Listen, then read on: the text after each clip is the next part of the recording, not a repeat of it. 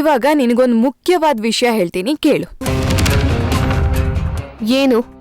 ನೀನು ಇನ್ವೆಸ್ಟರ್ಸ್ಗೆ ಪ್ರೆಸೆಂಟೇಶನ್ ಕೊಡ್ಬೇಕು ಅಂತ ತುಂಬಾ ಆಸೆಯಿಂದ ಆಸಕ್ತಿಯಿಂದ ಮಾಡಿರೋ PPT ಪೆನ್ ಡ್ರೈವ್ನ ನಾನು ಬದಲಾಯಿಸ್ಬಿಟ್ಟೆ.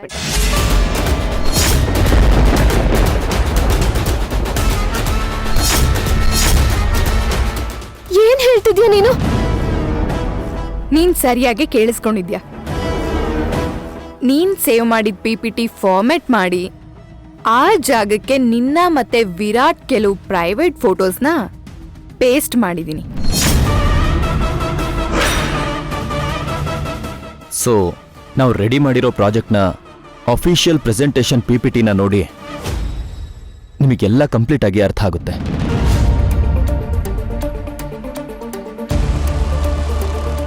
And this is a PPT.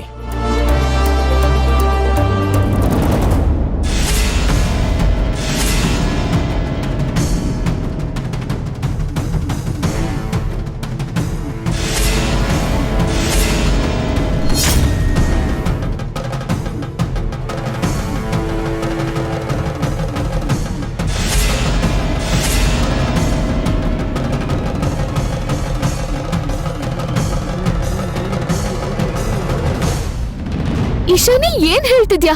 Pen drive ಬದಲಾಯಿಸಿದ್ಯಾ? ಯಾಕೆ ಹೀಗ್ ಮಾಡ್ದೆ ಈಶಾನಿ? ಯಾಕಂದ್ರೆ ವಿರಾಟ್ ಆ ಪೆನ್ ಡ್ರೈವ್ನ ತಗೊಂಡ್ ಹೋಗಿ ಇನ್ವೆಸ್ಟರ್ಸ್ ಮುಂದೆ ತೋರಿಸಿದಾಗ ಅವರು ಕೋಪ ಬಂದು ವಿರಾಟ್ಗೆ ಬೈಬೇಕು. ಆ ಕೋಪನೆಲ್ಲ ವಿರಾಟ್ ಮನೆಗ್ ಬಂದು ನಿನ್ ಮೇಲೆ ತೋರ್ಸಿದ್ರೇನೆ ತಾನೆ ನಿನ್ನ ಈ ಮನೆ ಬಿಟ್ಟು ಹೋಗೋ ಹಾಗೆ ಮಾಡಕ್ಕಾಗೋದು? ಈಶಾನಿ, ನೀನ್ ತಪ್ಪು ಮಾಡ್ಬಿಟ್ಟೆ. ಇದ್ರಿಂದ ಕಂಪನಿಗೆ ಎಷ್ಟು ಯಾವ ಕಂಪನಿ ಏನಾದ್ರೆ ನನಗೇನಾಗ್ಬೇಕು? ನನಗ್ ಬೇಕಾಗಿರೋದು ವಿರಾಟ್. ನಾನ್ ಅವನನ್ನ ಪಡ್ಕೊಳ್ಳೋದಿಕ್ಕೆ ಯಾವ ಲೆವೆಲ್ಗೆ ಬೇಕಾದ್ರೂ ಹೋಗ್ತೀನಿ.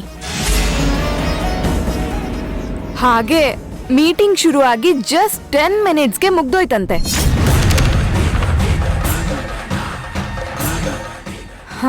ವಿರಾಟ್ ಮನೆಗ್ ಬಂದು ನನ್ ಡ್ರೀಮ್ ಪ್ರಾಜೆಕ್ಟ್ ಹಾಳು ಮಾಡ್ಬಿಟ್ರಲ್ಲ ಸಿಂಧು ಅಂತ ಜೋರಾಗಿ ಮಾತಾಡ್ತಾನೆ. ಆ ಮಾತಿಗೆ ಇಡೀ ಮನೆಯವರೆಲ್ಲ ಸೇರ್ಕೊಂಡು ಮಾತಾಡಿ ದೊಡ್ಡ ಜಗಳನೇ ಆಗತ್ತೆ. ಆಗ ಅದೇ ಕೋಪದಲ್ಲಿ ವಿರಾಟ್ ನಿನ್ನನ್ನ ಮನೆ ಬಿಟ್ಟು ಹೋಗು ಅಂತ ಹೇಳ್ತಾನೆ. ಅವಾಗ ನೀನು ಸ್ಟ್ರೈಟ್ ನನ್ನ ಹತ್ರ ಬಂದು ನಾನ್ ಕೊಟ್ಟಿರೋ ಡಿವೋರ್ಸ್ ಪೇಪರ್ ಮೇಲೆ ಸೈನ್ ಮಾಡಿ ಈ ಮನೆ ಬಿಟ್ಟು ಹೊರಡ್ಬೇಕಾಗತ್ತೆ.